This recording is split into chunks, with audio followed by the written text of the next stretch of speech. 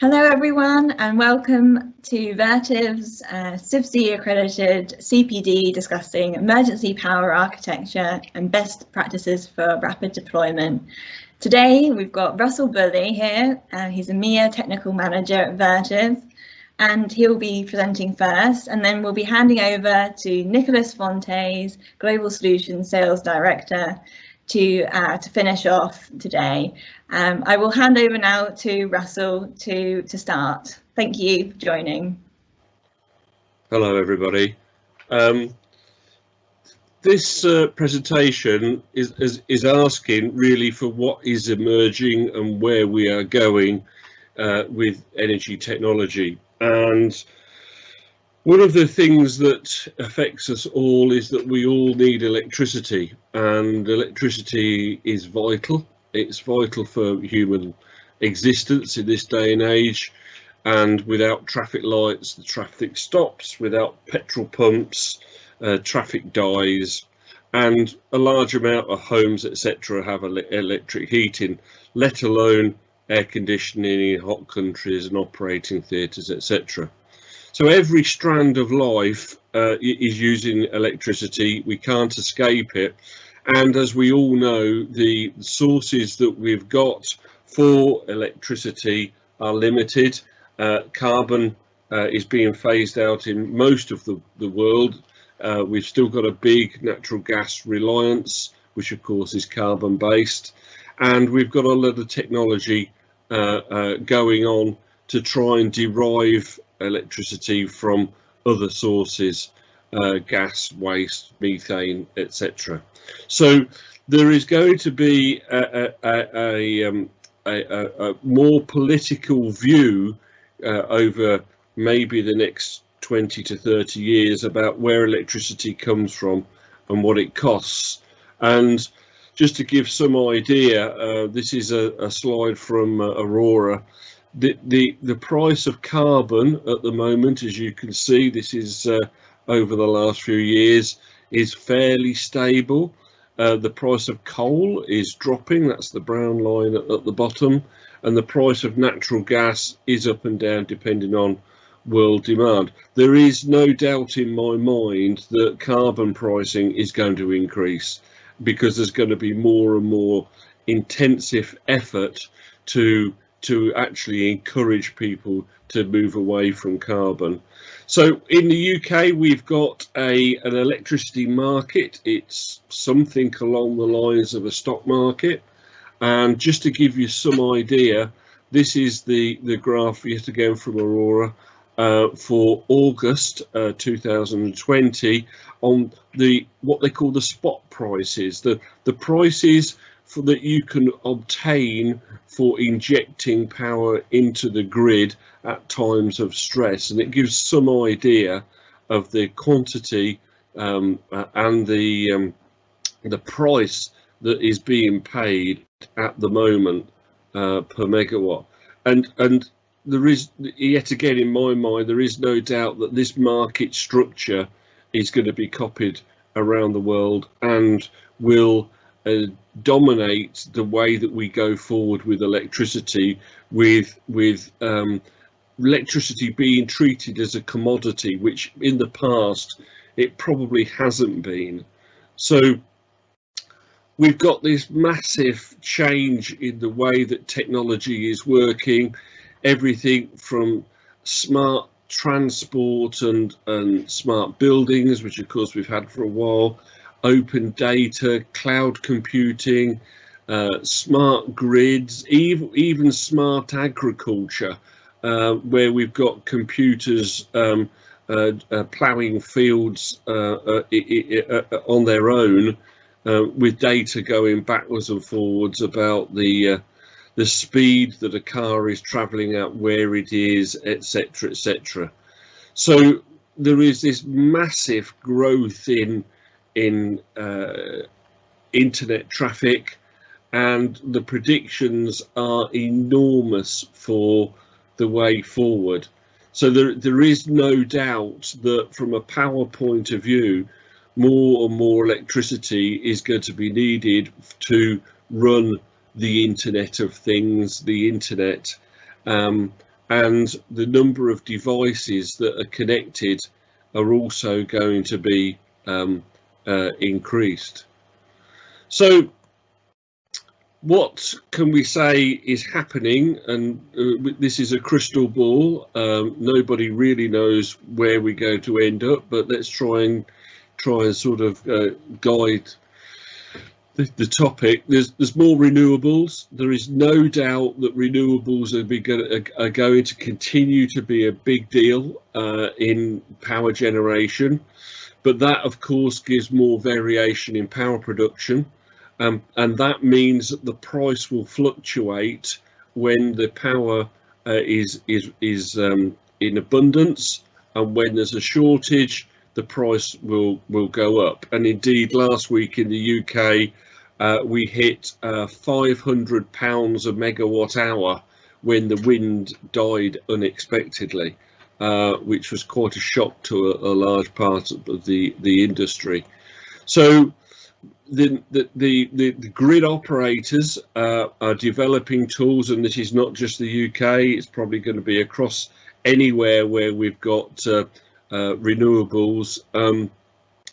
They're going to come up with tools to smooth out peaks and troughs in electrical supply and demand, and by tools, some of those are going to be financial tools. It's very likely that next April in the UK we're going to go to half-hour billing, which means that every half-hour slot during the day may have a different price, and the idea is to encourage people to move their loads to areas where the power is not so abundant, and to store power and to move power to the troughs and away from the peaks. And I am sure that going forward that is going to be part of the planning that we need to do in the data space. Weather is a big deal because, as I said a minute ago, wind and sun affects the natural generators that we've got in solar and wind, and weather changes and weather performance is going to affect the production of power, and yet again there's going to be a price attached to that. So wind, for instance, that is carbon free and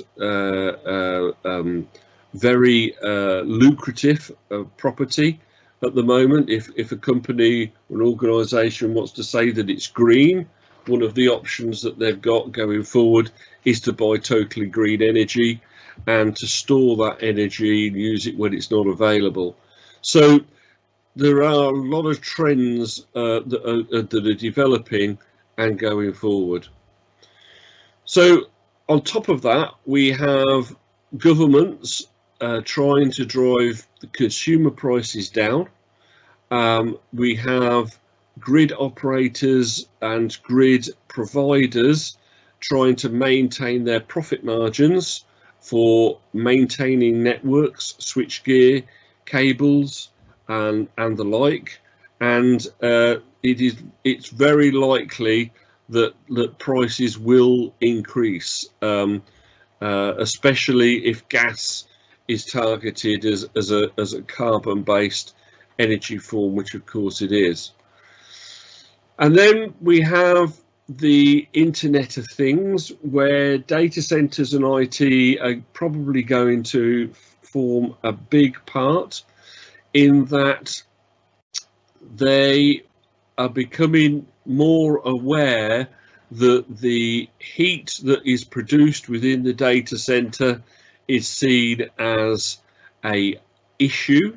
It's a political issue, and it's basically heat that is being wasted. And before anybody shouts PUE at me, remember that even if we are PUE 1, we are still producing waste heat from the processes that are going on within the data center space.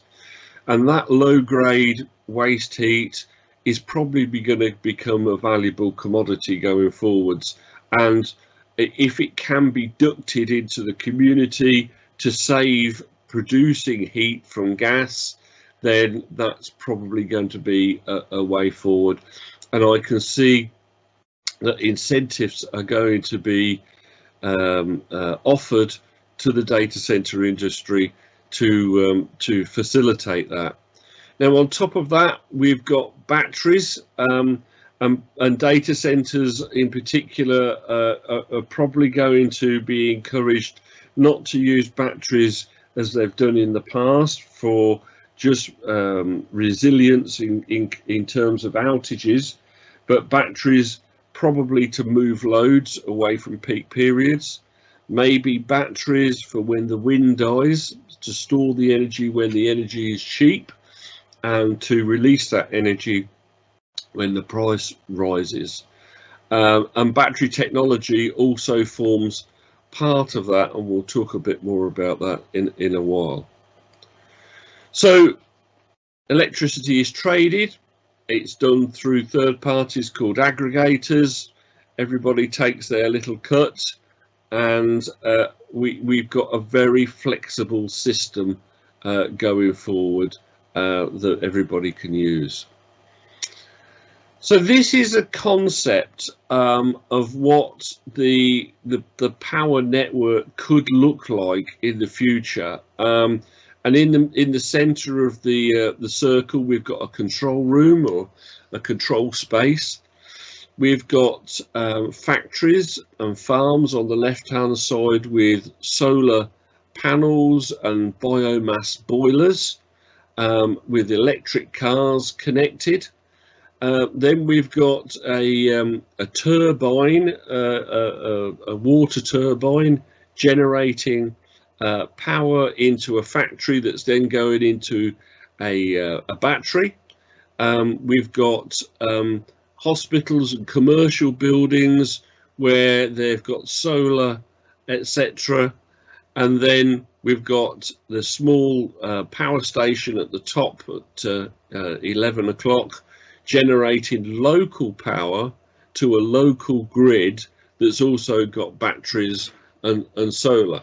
So the concept is that we waste in the UK, certainly at this moment in time, about 7 to 11% of all the energy that we produce is wasted in the network through losses.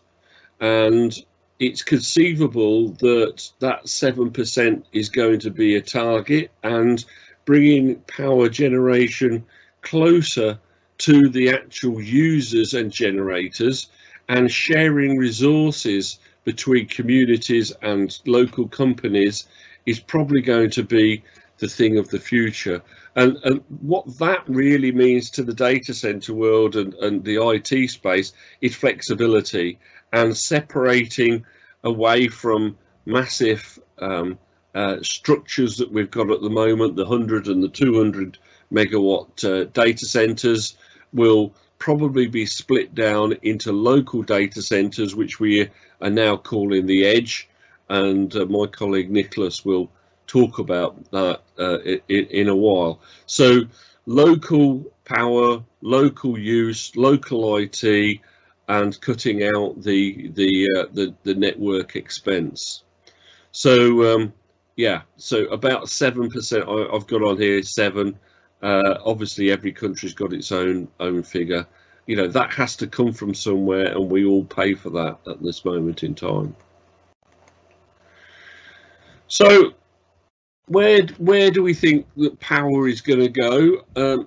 Carbon is probably going to become a blame game. It's very interesting that yesterday the Chinese president announced that they're going to be carbon neutral by, I think he said, 2035, which that's very interesting given that they're still building coal-fired power stations.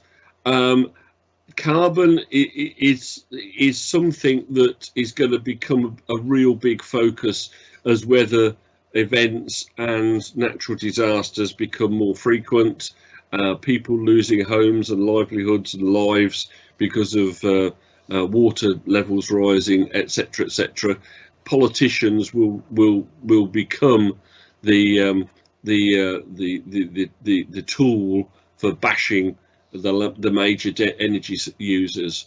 And the megawatt data centers, which we're going to have a look at in a minute, probably are going to end up being taxed and having sanctions against them, just because it's low-hanging fruit and it's easy to target those people. So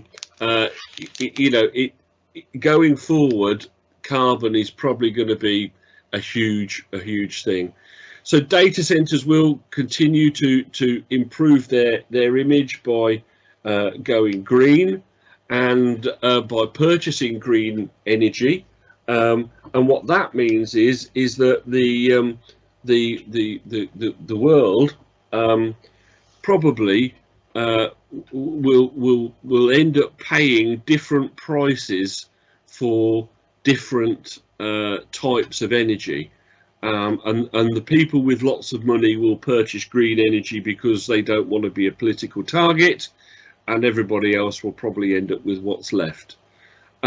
Wastage is obviously a big thing in the IT white space. We're already working hard on that, but the growth in data centers and data processing will outweigh the gains made by savings. You saw the exponential curve a few minutes ago. That's going to continue. Technology is going to help. We're going to produce a new band of semiconductors, and maybe even we'll end up with quantum computers working properly. But of course, with that data rising exponentially, I'm not sure that the technology will be able to keep up with demand. Lithium is going to run out. A week ago, the European community put on lithium on the endangered minerals list. We've only just started using it, but they say that there's only 5 or 10 years lithium left. But yesterday, believe it or not, there was a new development by a company producing battery power via nuclear waste encased in manufactured diamonds, and they say that they're going to have a battery that's going to last 25,000 years. So what I'm really saying is that technology could come up with things that are really interesting, that could actually save the day at the end of the day. I think that companies and data centers will probably turn to self-generation and local heat and power providers because of the politics, and it's very likely that to become more efficient, that heat that we're generating in the data space is going to be recycled or topped up with combined heat and power. The other thing that's going to happen, and it's already starting, we're seeing it from clients, is diesel generators are going to go. Nobody wants to have a dirty diesel generator running. They're looking for larger batteries to run buildings, and larger, longer life batteries for emergency lighting and safety, etc., etc. And of course, solar and wind and tidal sources will become more widely used. And also, we've got several really interesting projects going on at the moment about micro nuclear power generation, and that really could be something. We're not talking about nuclear generation that can go bang like Chernobyl. We're talking about nuclear generation with salt reactors and other safe nuclear technologies. Really interesting technologies that were being sponsored by certainly the UK company. So this is the diamonds could be forever. You can see that's March 2020. This is a new fusion technology site in Yorkshire, that is being built at the moment. You know, fusion really could be the answer to all the energy problems in the future if they could get it sorted out. But my favourite topic is the sea, and tides and waves are going to be, you know, the big thing in the next sort of 10 years. We've got this scheme which is 4 turbines in Scotland producing 3.8 gigawatt hours of energy this year. So, you know, the sea is probably the place where the energy will go next. And we've already got a data centre in Wales that's running on tidal energy. I can see larger providers looking at the sea and bringing data centres. It may be as an edge product to connect to seaborne generation sources, because it's totally green. You know, it's a terrible environment to work in, but it's green. So yeah, that could be a big thing going forward. Now, I just want to say a little bit about hydrogen. Hydrogen is a current topic at the moment. The problem with hydrogen is that we've got a variety of different sources for generating hydrogen. The most commercially viable option that we've got at the moment is biomass. Something like 15 or 20% of the gas made in biomass is hydrogen, but biomass also produces a lot of CO2. So the other methods that we've got of making hydrogen at the moment are industrial, they're natural gas based, and we really don't have a good way of making hydrogen. The electrolyzer that's on this slide is available. There is a big scheme going in the UK to generate hydrogen that the government are sponsoring. And of course, that could come from wind, but everybody is going to want to buy wind. So whether the electrolyzers are going to be able to compete for that wind energy, we shall see. And the good thing about hydrogen is it can be stored, it can be pumped into the natural gas main, and it can be used in the normal way that we use natural gas. So it really does have a lot of potential if we could get the price down.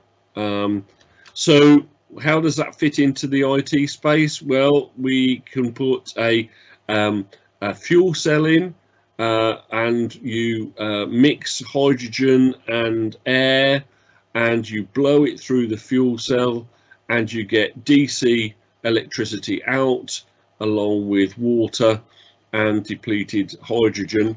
It's a very simple process. It's a matter of having membranes that are connected together with seals in between that are put into a sandwich that produces voltage and consequently current. And you know, it really could be quite an interesting way forward. So Keele University is driving a lot of interest in this at the moment. 100 homes and 30 buildings interconnected with 20% of hydrogen into the existing gas network. So that's, you know, that could be the way that we're going to go. But of course, we've got to get the electricity out of that hydrogen when it arrives in the data space. So it's not easy, and there are going to be some engineering challenges going forward. The other thing to remember about is that there are other gases and other things that can make electricity. So, for instance, methanol or hydrogen mixed with other things. There are different technologies, fuel cell technologies, to be over to those other gases. So yeah, it is possible to generate electricity from other sources. So that's the reaction within the space. And what does it mean really for data centers? I think looking forward, I think we're going to have multiple energy sources instead of just relying on the grid or multiple grid connections. I think we're going to have multiple energy storage. I think we're going to be storing energy. I think we're going to be looking at waste energy for low-grade heating, local IT processing to get rid of that loss in the network, and the edge is going to become more valuable as a local resource. And I think we're going to be sharing those resources with communities. And then, of course, the engineers and the chemists are going to be carry on working to produce efficient technology. And then the big thing at the end of the day is managing the energy that we've got and having the control systems and the DCIME for the data center space to obtain the maximum advantage of the power that we're using and what we're doing with that power. So driving costs down, well, that goes for everything. So just moving on to other aspects of the electrical infrastructure space, one of the things that's become more prevalent in the last few years is anti-surge protection. We've got to look at how we protect the white space from external sources, and within BS 7671, the electricity regulations that we've got, there is a much bigger emphasis on anti-surge protection and where to fit protection in the IT space. So I could see that resilience is going to be tied to the protection that we've got in place for the IT space. Really, the rule of thumb: make sure you've got plenty of copper in the circuit to move current quickly. Good maintenance. Maybe have multiple paths for lightning to travel down. I've got using ring circuits on here. That may be another solution. The other thing that we're still going to have is resilience, and I've just got a slide in here to say it may be that we need to protect the white space from the rest of the world, and one of the ways that we could do that is with transformers. And if you want to talk about that or talk about the way to be robust, then come to us and drop us an email or whatever, and we could talk about that. We got rid of transformers, but transformers are now available in a low loss form, and they've got some distinct benefits, especially when we've got multiple sources of dubious quality. So yeah, it's an item to talk about and to think about, especially when it comes to earthing down and providing neutrals for the white space. That's the traditional way that we do it at the moment. And it could be that that's good for your particular application or client, but it's something to discuss. So it is possible to put different transformers in different configurations to do different jobs. I've shown a zigzag transformer here. There are different ways of solving problems. There are advantages and disadvantages for each system, of course, and yet again we're happy to talk about that. Just a quick word about resilience and the tier structure, or the new EU resilience model. It's all about looking at the site and the design that you've got, and Vertiv and other companies can help you with that infrastructure design, and the resilience is about mechanical and electrical systems and security and personnel, etc., etc. So how resilient do you want your site to be? The definition is tier 1 has no redundant capacity components, a single non-redundant distribution paths, and any component on that path will impact on computer systems, and during planned work the systems have got to be shut down. So you know, this is your absolute basic at the beginning.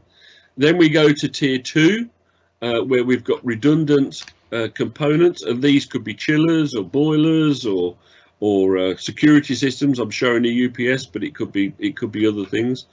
A capacity component may impact on the computers, and a distribution path failure will cause the computer equipment to shut down. So if you look at this diagram on the output, the output switchboard is a single point of failure, and if that blew up, you've lost the job.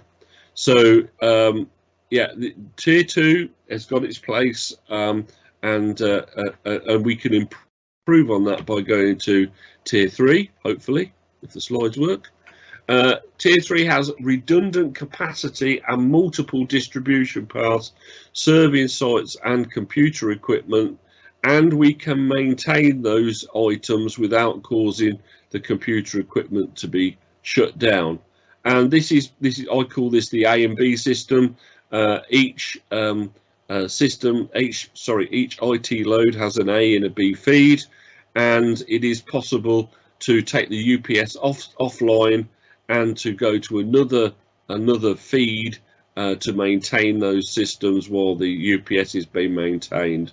This is probably a bit more conventional, where we've got 2 UPSs, one on an A feed, one on a B feed, and the downstream we've got static transfer switches to swap between the A and the B. Sometimes these are in the servers, sometimes these are independent switches, and they will select which supply to go to, and if one fails, we'll switch over to the other one without dropping the load. So that is that's where we are with that. And the top of the tree, in most people's eyes, is tier 4, redundant capacity and multiple distribution paths simultaneously serving the site's computer equipment. So on this system, if something blew up or caught fire or was catastrophically damaged, it should not affect the other system. So you could lose supply B and supply A would carry on as if nothing happened. And that's the difference between tier 3 and tier 4. So whatever we do in the future, we're still going to need resilience, we're still going to need redundancy, we still need to have a system in place where we can rely on the IT systems upstream. This is the static switch that we use. It's called a cross switch, and you can see the diagram. We've got a double bypass on the static switch systems, and we've got very clever algorithms within inside that device to decide what to do in the event of a short circuit or a failure on the circuit, because the one thing you don't want to do is to transfer a fault off a circuit onto the other supply, and this has got a sophisticated algorithm in there to make sure that doesn't happen. And that's what it looks like in rack form and in bigger sizes. So we've got lots of ways of classifying systems, and this is a diagram of a rack with a PDU with an A and a B on it, with an IMS on each side, showing you that we can really keep sustainability up there. And as I said before, this isn't going to change. The things that feed this system are going to change, but this system has still got to be there to give us that robust ability to go forward.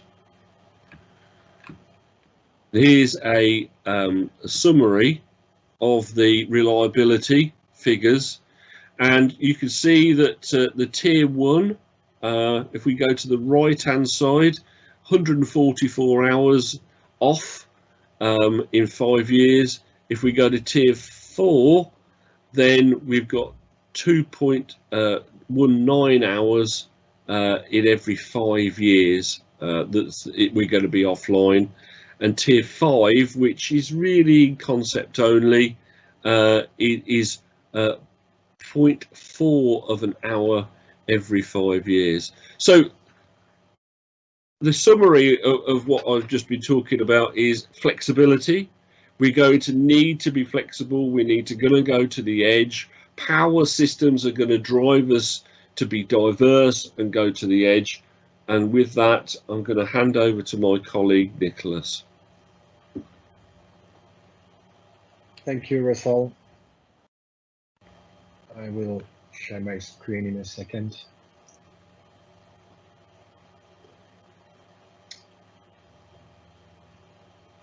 So thank you for this deep dive into the challenges, the struggle of the electricity. We're going to come over the future, and also this deep dive into the way of securing the infrastructure with the design. Now I'm going to talk more about how we're going to, in the future, help the industry to provide more and more solution and data center to overcome these challenges. And the prefab business, so prefabricated, is something that is kicking off a lot the past 2 or 3 years, mainly with the drive of the edge computing and the edge site needs for the very, very near future. So you can see on this market outlook that the demand will grow a lot. As Russell mentioned before, we're going to have a lot more data to process, a lot more data to analyze, to store, from the power grid to smart cities to IoT.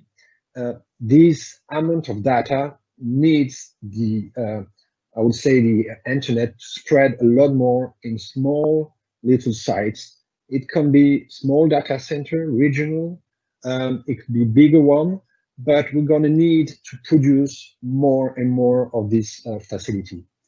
And in order to get the flexibility and the speed to deliver these facilities, we need to go and see how we produce them and to find a way of produce them faster. And prefabricated business is really, prefabricated data center and the business come with it is really the way to move forward on this. So within Vertiv global portfolio, of course, Vertiv is a well-known brand for producing UPSs, power system, AC for data center data, or DC for telco operator, as well as cooling system, as well as racks, software to manage DCIM solutions.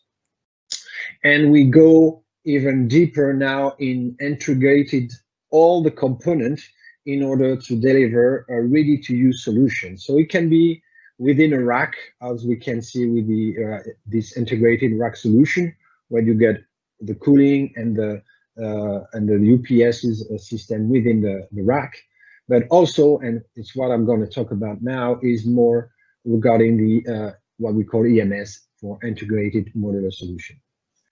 So what is this new techniques or new way of building a facility? It's basically moving from a construction type and installation, like we have been doing for years, to a manufacture and deliver.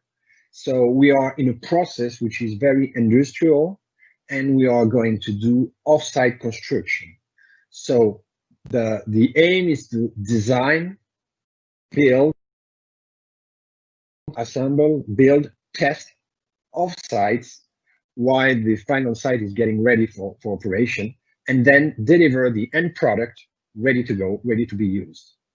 This is really an industrialization of the data center business ecosystem. And of course, it brings all the benefits of the industrialization, which is a more stringent quality control, a quality which is able to be repeated. This is a better way of testing the product. we're really entering the industrialization era of the data center. And the focus of that is, once again, to deliver a faster speed of deployment. We've been doing data center for years. It's not an issue for most of the consultants, most of the engineers to produce and design a data center. Design one data center, it's an easy task. Be able to deploy 200 sites in all over UK, different region, it's getting more tricky. So you need to get a way of doing these things a lot faster, and this industrialization by manufacture and deliver is really the key component here. And of course, this will fit also with what the market is already doing for years for big hyperscale the data center, which are the modularity. In fact, that you're doing a data center with several blocks, and you produce the first 5 megawatts, and then you add an extra 5 megawatts, and so on. This also pairs very well with prefabricated, because basically you can do your blocks offsite and deploy them very fast. So in terms of, I'm saying going fast, I want to give you some example. So here we're looking at an example that we have made for 15 megawatts IT capacity facility.